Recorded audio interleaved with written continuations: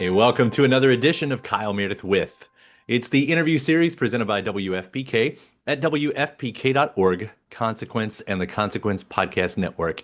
Thanks for making your way here. If you check out the series, of course, you know what to do. If you like what you see, what you hear, hit that subscribe button. I put out new interviews just like this one every single week, so it's a great way to keep up with all of your favorite artists. You can also, if you want the audio version, Spotify, Apple Podcast, NPR, WFPK.org, Consequence, or of course right here on YouTube for the video versions.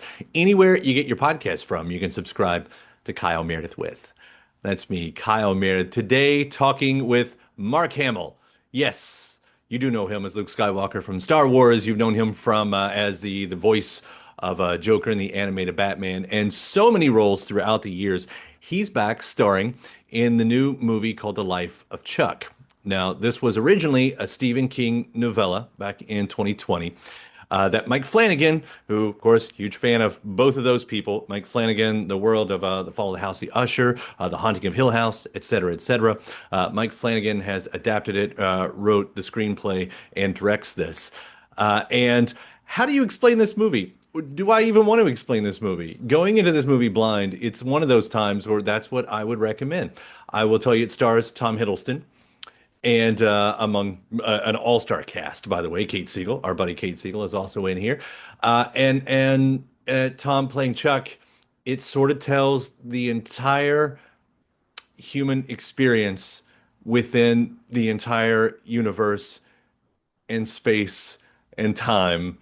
And that's all I'm going to say about that. It's one of my favorite movies that I have seen ever, at least right now, ever. I definitely relate it to things like What Dreams May Come, Benjamin Button, just in the scope of the storytelling. So Mark and I are going to talk about that. How do you shoot the unshootable? How do you tell the story of an impossible story? And how do they do it so personally throughout this movie? We're gonna talk about specific scenes and his mindset and his look and how he carries himself. We're also going to talk about being a mentor to the young actor that's also in the movie, and within that, we're going to talk about Mark's entire history of his own film life, going all the way back to 1970, starring with Andy Griffith in a show called Headmaster, and a whole lot more. So let's jump into this. We're talking The Life of Chuck. It's Kyle Meredith with Mark Hamill. I'm telling you, these press junkets where for 8 hours talk about nothing but the movie and yourself, and brings back memories. I've always wondered about being on that side, especially in a junket day. Yeah. It's Well, but work. when they're every 15 minutes, you in your mind before you say something, you say, "Did I just say that to him, or was that three reporters earlier?" So, Right. No points deducted if you repeat yourself today. okay, I thank promise. you. Well, I'll do the one thing that I'm sure everyone is doing is throwing praise upon you for the Life of Chuck here. Um, You saw it. I saw it, and I had to message Kate Siegel right afterwards, Yeah. and my compliments to Mike and the entire cast and crew. I said, I hold movies like What Dreams May Come, Robin Williams, Curious Case of Benjamin Button in like the highest regards. They're some of my all-time favorite movies. And right as like 10 minutes into this, I'm like, wow, this is going to be one of those movies. Wow. And 2 hours later, I was never let down. This instantly went to one of my favorite things that I've seen in, as long as I can remember. So And yeah, she has one of the key moments, I think, when she has that boy's head in her hands. That, as much as anything, it really encapsulates what it's all about. I'm like you. I mean, when Mike told me that he was going to do something that he thought I should do with Stephen King, I'm immediately assuming it's going to be the, mind-bendingly supernatural horror epic of all time. And I ordered the book the minute he uh, told me about it, and got it like the next day or in 2 days. So I read the novella in If It Bleeds before I read his script, and I was just stunned because it was like, as you say, not like unlike anything I'd ever read Stephen King do. And I know Green Mile and The Body and Shawshank Redemption and so forth. He's much more versatile than people give him credit for. But even at that, I was unprepared for how the humanity of it and the poignancy and the being able to describe how one little insignificant moment that wouldn't you wouldn't think of twice could be a pivotal, important part of the overall arc of your lifetime. It's such an affirmation of life and love and hope. It's all these wonderful things. And I thought, how are they going to do this as a screenplay? And when I got Mike's script, I thought, well, thank God he's retained the act three, act two, act one, which is so crucial. I just thought he did a great job. I really did. And since I was so isolated in Act One with Mia Sarah and Cody Flanagan and Benjamin Pajak, seeing Act Two and Act One was again a revelation because um, all of these wonderful actors, Chiwetel and Carl Lumley and Tom Hiddleston. I mean, they just Karen Gillan. I'd only seen her in Guardians of the Galaxy, so it was like seeing these people for the first time. And you know, I didn't get to work with them, but it was an honor acting near them. Yeah.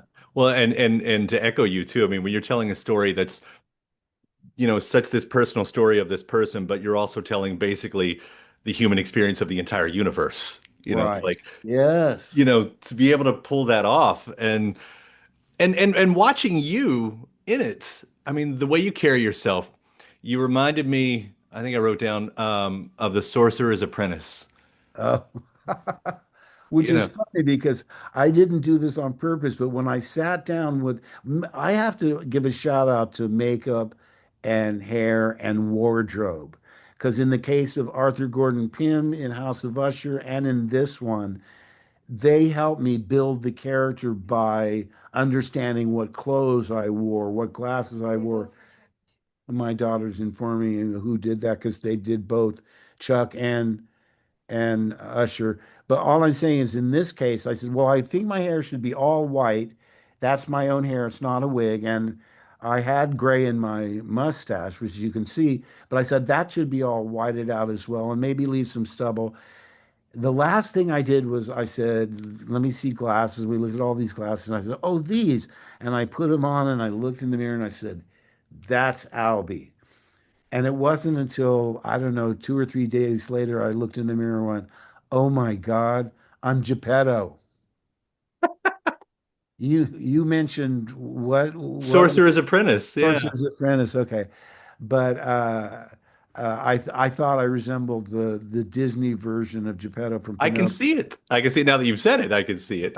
That's Maybe I shouldn't put that in people's minds because I don't want to be a distraction. But what an idyllic little segment. I mean, uh, to live, with the two boys playing my grandson, with me as Sarah, who's just so lovely and kind, and we just bonded instantly, and it was one of those. I was sorry it was over.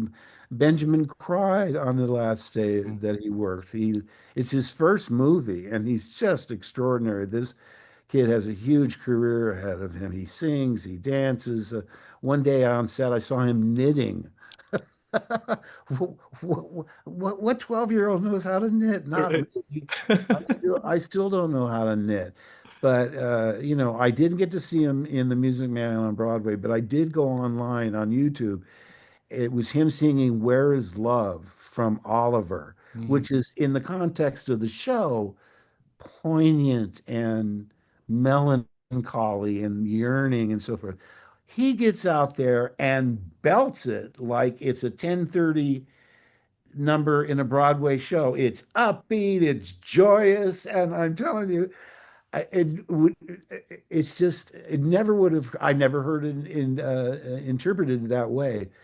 But he's fantastic and he's lovely in this movie, just so lovable and perfect. And you get to be, I mean, you get to be a mentor, probably not the first time, but for this to be someone's first movie, I mean, you've got decades behind you. I mean, what I was looking, I don't know if it was your first role, but Headmasters, the show Headmasters, would be 55 years ago this October. I mean, to Yes. bring all that onto a set, for someone like that, Yeah, that's and that sort of it was sort of an eye opener because I was uh headmaster's Andy Griffith, right? hmm hmm He Yep. was really cranky that week because he'd gotten the overnights it wasn't going well in the ratings. So he was like cantankerous and mean. At one point, he insulted the Beatles, which is sacrilege in my mind. Sacrilege, and You know, you, yes. you keep it all to yourself. But that was sort of an eye opener that people's images aren't always as they are. Mhm. The one that was the hardest, it was the very first job I got, directed by Ivan Dixon. I was finished by lunchtime in one day on the Bill Cosby show. Now, I had collected his albums, I idolized him. Oh, he's such a nice guy, he's Bill Cosby, and I can't wait to meet him. We rehearsed with his stand-in. When it came time to film, he came out imperiously with a big cigar and a minder trailing behind him. He, took his mark, handed the cigar to the person, didn't say hello, didn't introduce himself, didn't say, "Hi, Mark, welcome to the show." Did the lines, and he was the way he was, and cut. Mhm. Cigar, back to the trailer. I was just devastated. And I have four sisters and two brothers who knew I idolized Bill Cosby, and they said, "What was it like meeting him?" And just for my own sake of mine, I just said, "Oh, he's great. Mhm. He was just what you wanted him to be." It was such a thrill. I mean, years later, I told him the truth, but I didn't want to even admit to myself how different people can be based on their image in public as to their real selves. It was a real learning curve. Yeah, and but you were able to take that. Luckily, like you had the right mindsets Yeah, to yeah. learn from And that. And listen, I didn't badmouth Andy Griffith either. And that one, at least I knew what was troubling him because we did a table read and he was looking at the overnights and it was tanking. They later revamped the whole show mid-season where they called it the new Andy Griffith show, and he was, he had a wife and kids, and it wasn't the same premise at all because Headmaster dealt with issues, like drug abuse, and it was, a dramedy, I guess they called it. But it was a real learning curve. Everything that you do in show business is, a lesson on the way things are, and you just have to deal with it however you can. yeah, well, I'll bring it back around to this movie too because I don't want to pass over. You give this incredible speech about time, you know, and I don't know how like I don't know. It's just what you're saying. Of course, it's on the page. I'm sure it's incredible, but like, did you prepare for that in any certain way? Is that something that you think about a lot? Because I'm hooked onto every single word while you're doing Yeah. it. Well, the first time I worked with Mike, I was mainly exposition because as the lawyer for the Usher family, I'm investigating all these supernatural occurrences. And so I'm laying out timelines and photographs of people. It was very difficult to memorize because it wasn't connected like a message or a speech I'm trying to give. And at the time, the actor playing Roderick was using one of those earpieces where they say your line, you wait, and then say it. I said, I'm keep those people around. I'm going to have a session with them to see if I can use it. And within a minute or two, I said, okay, I get it. This is a skill unto itself that I probably could learn if I had the time, but it's just unnatural. To me, it went against everything I believe in terms of listening to what the other people are saying. I tell young students, acting isn't just your performance, it's relating and listening to what the other person is saying. So that I discarded that immediately. With this speech in the life of Chuck, I thought, oh no, it's like 3.5 pages long, and it's all about math, which is not my strong suit in school anyway. It's one of my weaker points. But the fact that he was so passionate about his love of math. You know, you look in the sky, it's the greatest equation. The stars are the greatest equation. It told me exactly who he was. Because ordinarily he seems like a fairly dull accountant who's devoted to his wife and grandchildren and maybe drinks a little too much. But everything I needed to know about him was in that speech. And I worked on it every single day. I'd get up in the morning, I'd read it out loud. I'd try and find links, because it's free association. There's no real through line. There's no people interrupting and asking a question where you listen to what they say and then you respond. So it was really scary. I thought, oh gosh, I wonder if I should give them a heads up for a teleprompter or cue cards. But like I say, I would put it aside, then usually go back to it around lunchtime. And last thing before I'd go to bed, I would, and little by little, okay, I got the first four lines dead, but there's now 250 more or whatever it was. So it was terrifying, but luckily, I had the script early enough that when I arrived on set, on the very first take, I think I made, did I mess up once? The first take was perfect. It was after I made a couple of mistakes, but it was such a relief. And I'm sure the crew was relieved because they could be like, oh God, we're going to be here all day with this speech. Those speeches are notorious. He loves writing long, long speeches. And what? Mike started off as an editor, Oh, so I think that's where his skill really is. my daughter's saying that Mike started out as an editor. That Right. might have been, That helps him with directing. yeah, it's got to be very informative. But I mean, as wonderful a director is, I don't think he gets the credit for what a great writer he is. Mm. In fact, in this speech, I told him when I saw it, the first time I saw it was at his house in a little screening room, and one of the reasons I realized he'd cut anything was there was one transition that was really hard for me. I was talking about the positives of being good with math. Like, you could go out to dinner and you could figure out how much it costs for everybody to eat, and it's good for your brain. I couldn't make that switch. I'd get stuck there, and I thought, oh, I know. I wrote one word in the margin of the script which I could see because I'll do little cartoons, sometimes puns. The worse, the better, because you remember a horrible pun better, to maybe remember things. So between those two lines, I wrote in big dark letters, zombie, eat brains.